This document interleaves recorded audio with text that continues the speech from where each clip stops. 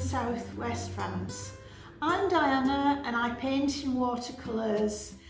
Watercolours are my passion and I want to pass on some of my knowledge and the techniques that I use to help you to enjoy your watercolour painting. Today the subject of the video is here. This is Smokey. He has the most wonderful blue eyes and a certain presence which I want to try to capture. We're going to paint him without any initial pencil work, just using different watercolour paint techniques. So join me as we start and go through the process. Let's paint. So I'm all prepared. I have my photograph here, a close-up of Smokey, looking very serious, those beautiful blue eyes, and this is what I hope to capture in this video, his look and the detail.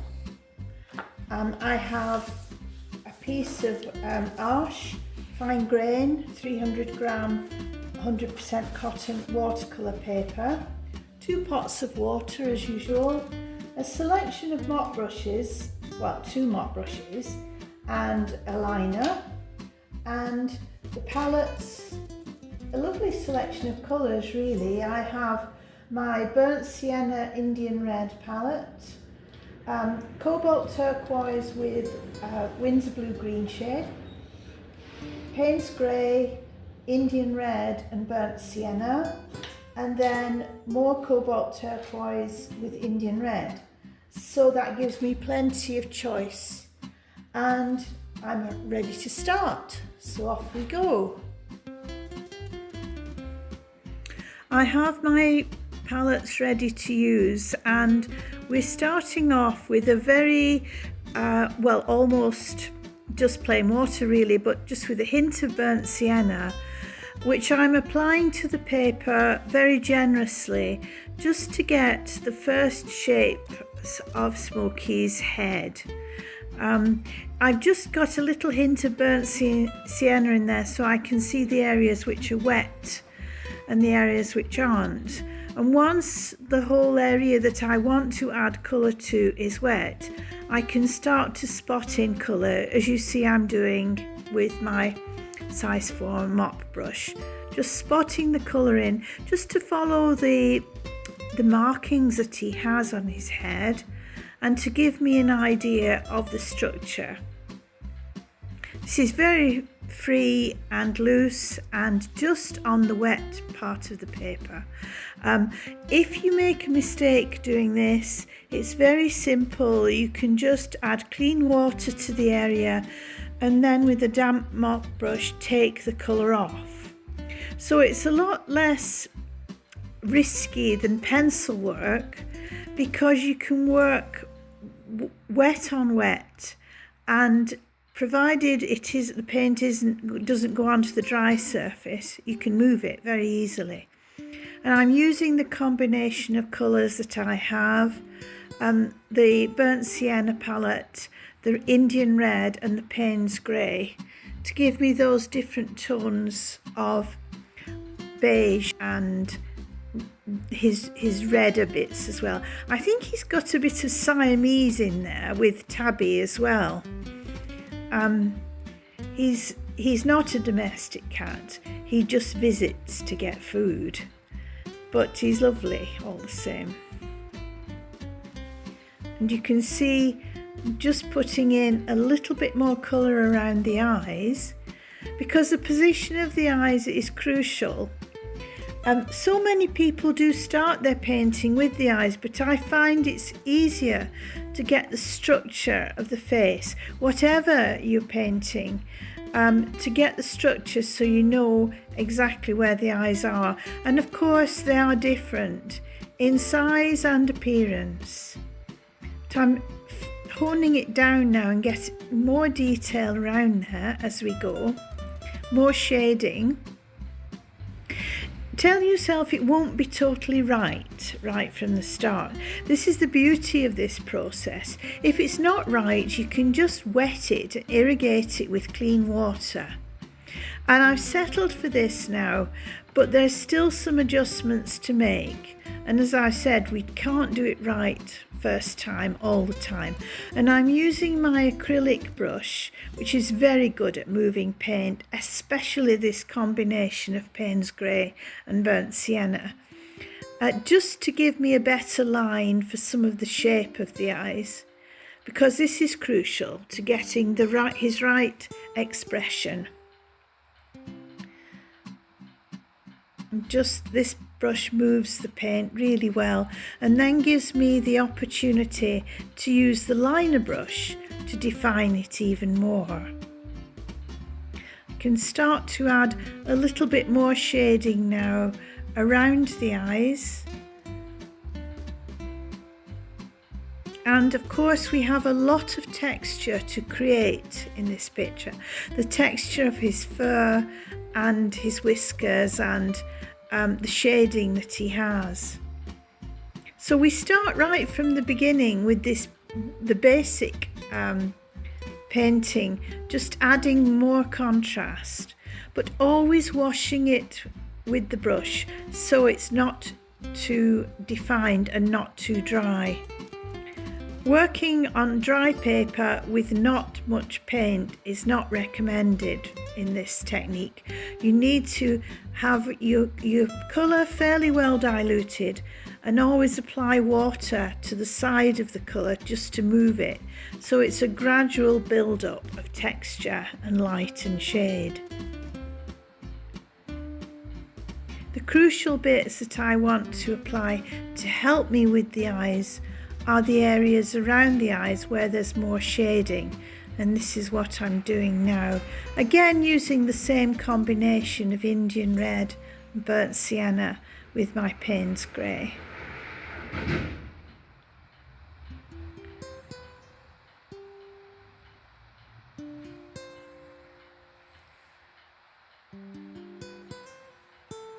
His markings are quite distinctive, and we can use them as a marker just to know that we have everything in the right place.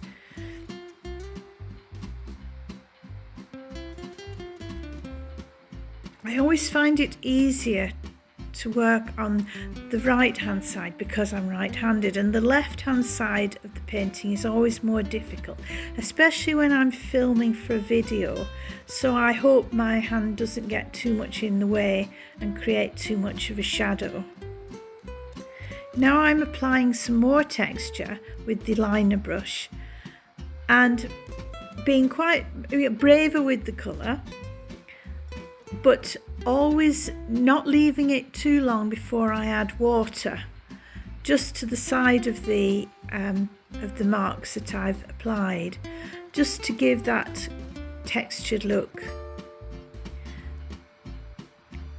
And you can see now it's dry again, and now we're doing the eyes. Now the colour I start with the pupil, which is Payne's Grey, very strong, not diluted at all. And the first thing to remember is that you need to protect the twinkle, the light that's flashing in the eye, and apply the colour generously.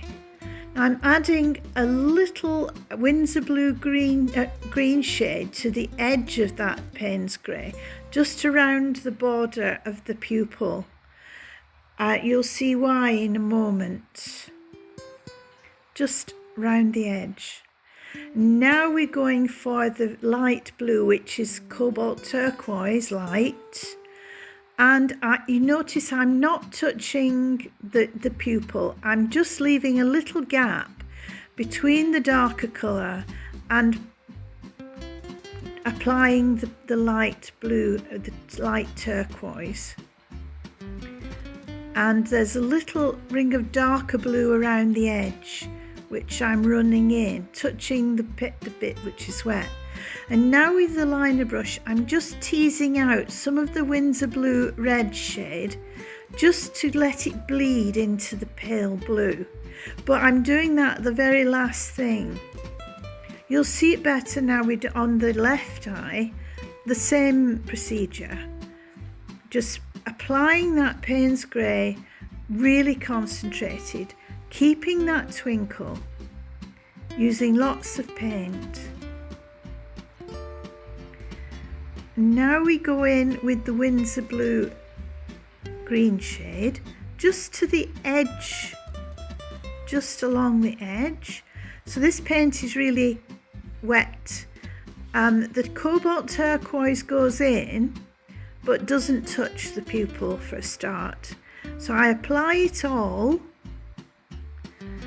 and then very carefully I touch the pupil with the wet colour, and immediately the colour will bleed into the lighter colour.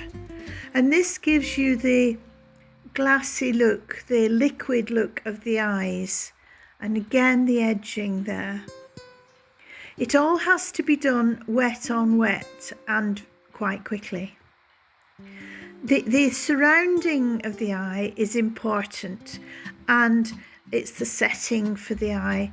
And so now I'm being brave with the colour again, and this is my Payne's Grey Indian Red mix, and I'm applying it quite generously. Of course the eyes have dried now. I must add that, because if you do it too soon, the colour will bleed in there. So all this definition around the eye is important to put it into context, and also to give us the correct expression. And this mix of Payne's Grey and Indian Red does that very well for the colouring that he has. There's a shadow across the eye, which I'm using the same colour, Payne's Grey Indian Red. To avoid the colour, the lines, the boundaries being too precise, I'm just moving the edge of it with water just to blend it. Because of course the cat is a hairy animal, and all the lines are not that well defined. They're all a little fuzzy, and the blending with water helps to achieve this impression. It's a gradual build-up of colour. Of course, I've speeded this video up so that hopefully you can see all the different processes, but it's not too long and tedious.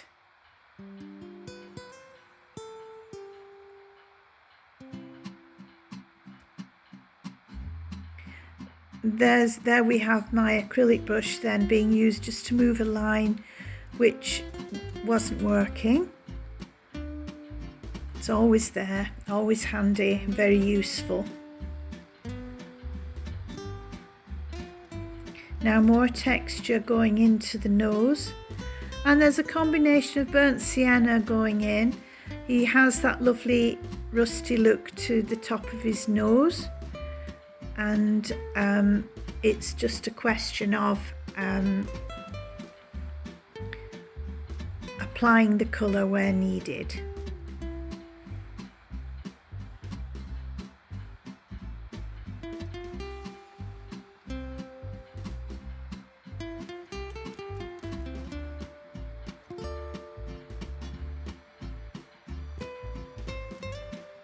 This left eye is more closed, and therefore is totally different from the right eye.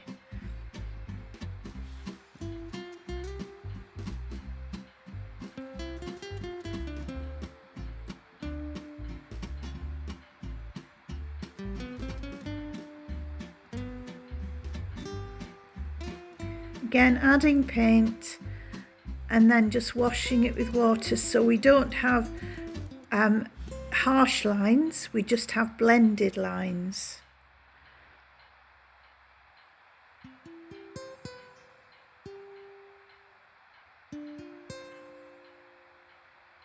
Now you can see there's a gradual build-up of detail around the eye, which is exactly what I wanted to happen.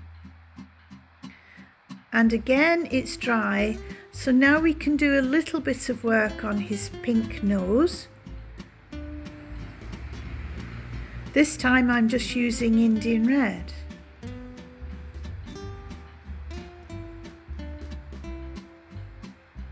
And again, more little, just dashes of colour of the Payne's Grey Indian red, just to give those the effect of the very short hairs on the top of his nose.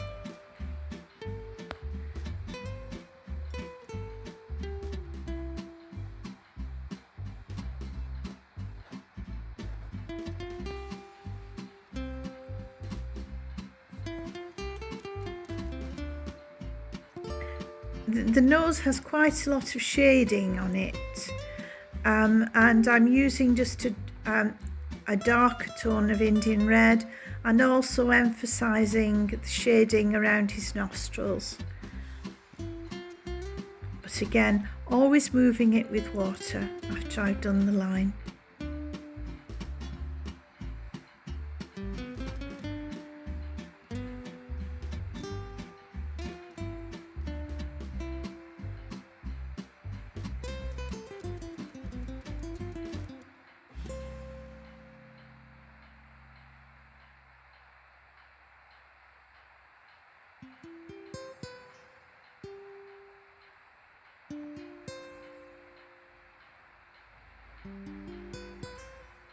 This little liner brush can be used along sideways on to give a more broad brush stroke, and this I find very useful.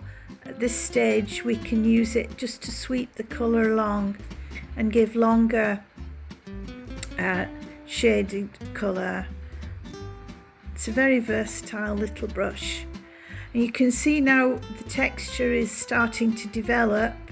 Again, I'm using that same palette, and I want to now think about going darker and more defined with my shading, and really addressing all his markings on the top of his head, the tabby markings that he has. Again, same thing, just add the colour and then wash with water. Not totally. Using water and finding that balance I know is difficult, but often I find if you apply several lines with paint and then just quickly put the water by the side of them, not completely saturating but leaving some areas dry, that will help you to get that texture that you want to indicate the coat, the animal's coat. And this applies for dogs and horses, cats and all other animals. I like to paint them all from time to time.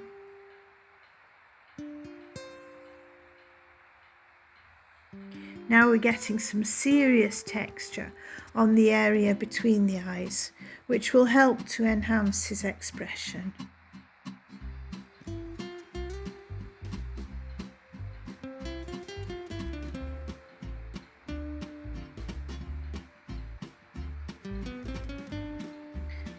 I really need that photograph close up to where I'm painting so that I can get the detail in the right place and the shading.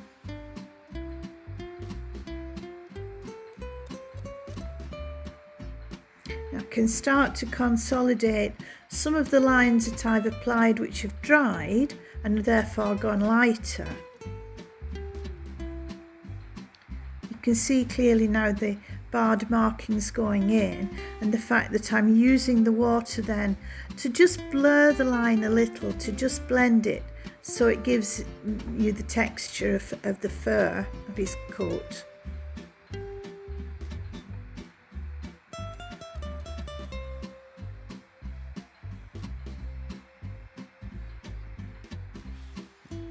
More water going in, same thing.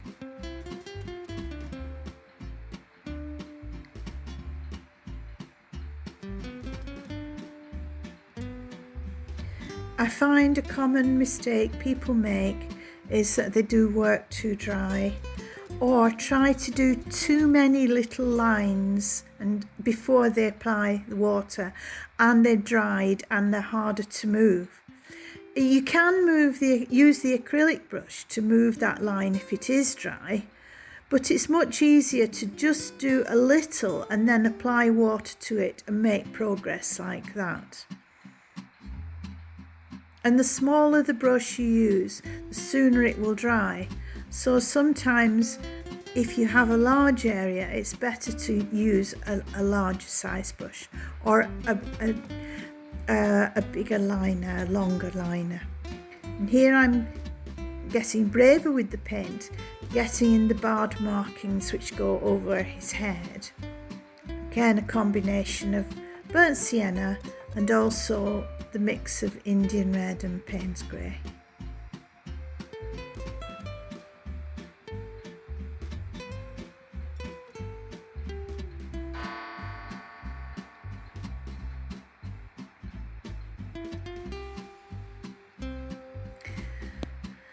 Now, as I've said, I do find it more difficult to paint the left side, especially when I'm filming a video like this. So I've worked the right hand side, and in a moment I'm going to address the left to make it, to balance it. But I've decided the best plan is to reverse and paint the paint upside down. So that's exactly what I'm going to do. It will make it easier. And in previous videos I have covered this process of painting an image upside down.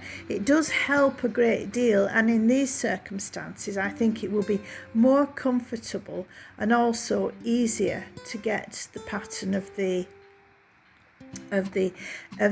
markings on the hair. So here I have done just that. I've turned the whole thing upside down. He still seems to be staring at me even when it's upside down, which is a bit disconcerting, but there we go. And again we're doing the same thing, applying the paint and washing it, just to get that balance that we need.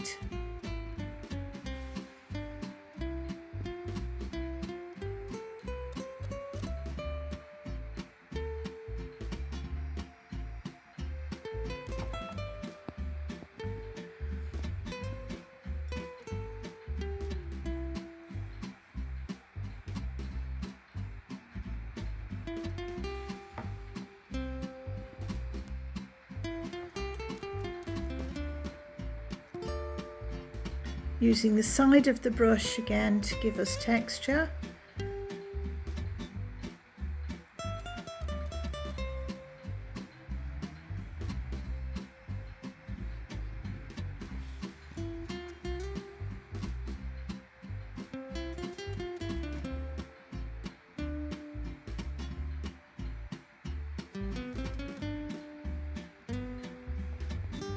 When you're working like this, the moment when you turn it over to see if it works is always really quite satisfying. And we can see we have a balance now between both sides. And I just want to wash a little bit of colour on the left here just to balance the picture, and add a little bit more detail around his nose.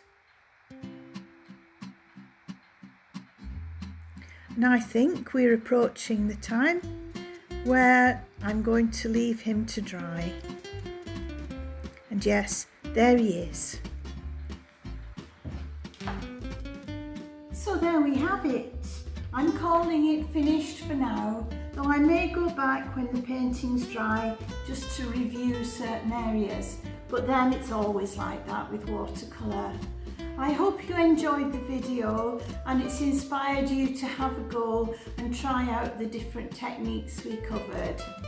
So please, if you haven't done so already, don't forget to like and subscribe and leave any comments you may have. From me and from Smokey, bye!